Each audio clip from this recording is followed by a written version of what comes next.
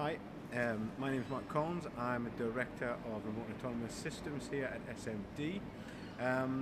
We've had a lot of questions about SMD's new EV robotics range, and we're going to be answering a lot of these questions in a series of videos that we're going to be releasing on Facebook and LinkedIn over the coming weeks.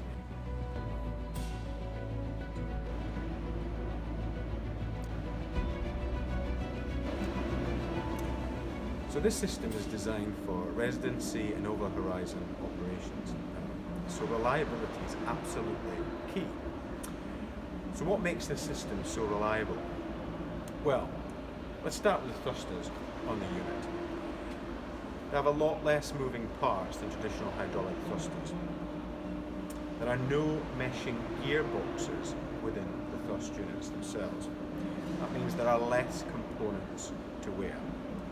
The thruster propellers are magnetically coupled, which means that if you get rope or fishing line stuck into the thruster will naturally clutch, will not damage the thruster.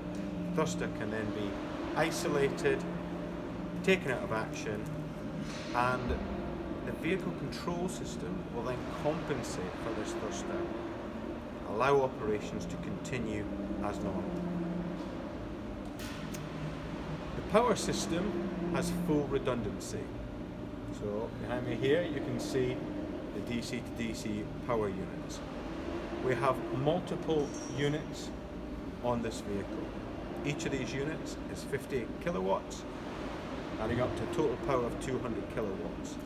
They have isolation on both the input and the output side, so that if one unit has a problem, we can take it out of the loop and continue to operate with the other 3 units. If 2 units have a problem, we can continue to operate on 2 units, and so on.